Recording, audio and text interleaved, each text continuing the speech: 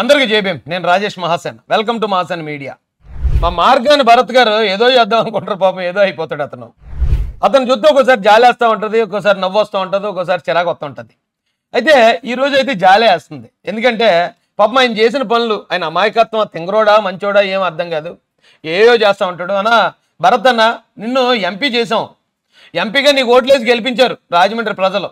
ఎందుకంటే నువ్వు అక్కడికి వెళ్ళి పోలవరం ప్రాజెక్టు కోసమో, ప్రత్యేక హోదా కోసమో, రైల్వే జోన్ కోసమో, స్టీల్ ప్లాంట్ కోసమో ఏదైనా మాట్లాడి అదే యువకుడు ఉత్సాహవంతుడివి, ఏదైనా మన రాష్ట్రానికి ఏమైనా మేలు చేస్తావేమో అని.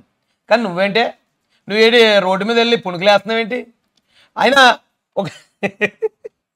ఒకసారి భరత్ అన్నను చూడండి, పుణుకులేస్తున్నాడు.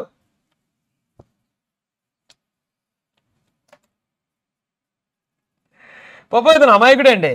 ఎందుకంటే రాజకీయ నాయకులు ఇలాంటివి చేస్తారు కాదంట్లే. ఇప్పుడు రాజకీయ నాయకులు వెళ్తున్నప్పుడు ఎవరన్నా ఐరన్ చేసి సోదరుడు ఉన్న కాడికి వెళ్ళి ఐరన్ చేసేస్తూ ఉంటారు.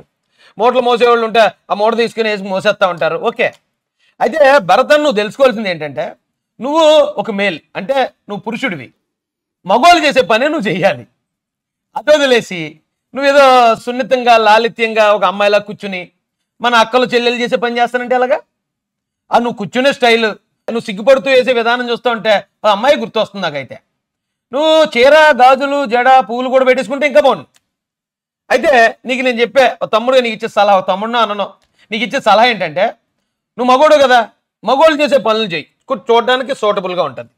అలా కాకుండా నువ్వు ఇలాంటి పనులు చేయటం, ఆడవాళ్ళు అక్కడికి వెళ్తున్నప్పుడు వాళ్ళు కల్లాపు చల్లుతున్నారు అనుకో, అది ఇచ్చి మనం కల్లాపు చల్లేయటం, వాళ్ళు ముగ్గులు ఎడుతుంటే మనం వెళ్ళి అక్కడ ముగ్గులు పెట్టేయటం, ఇలాంటి పనులు చేయకన్నా.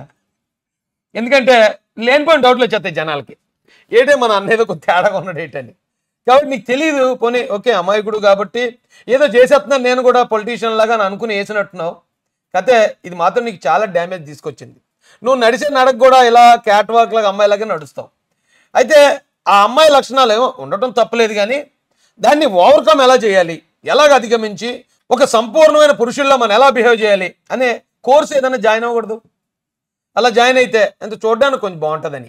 ఎందుకంటే మీరు ఒక ఎంపీ గారు కాబట్టి మీరు ఆ బాడీ లాంగ్వేజ్ని కూడా మీరు కొంచెం మగోళ్ళలో మార్చుకోవాల్సిందిగా ఒక సోదరుడికి మీకు ఈ సూచన ఇవ్వాలనిపించింది, ఇచ్చాను. దయచేసి ఇలా ఎప్పుడూ నవ్వులు పాలవ్వకండి. జై భీమ్, జై భారత్, జై జై మహాసేన్.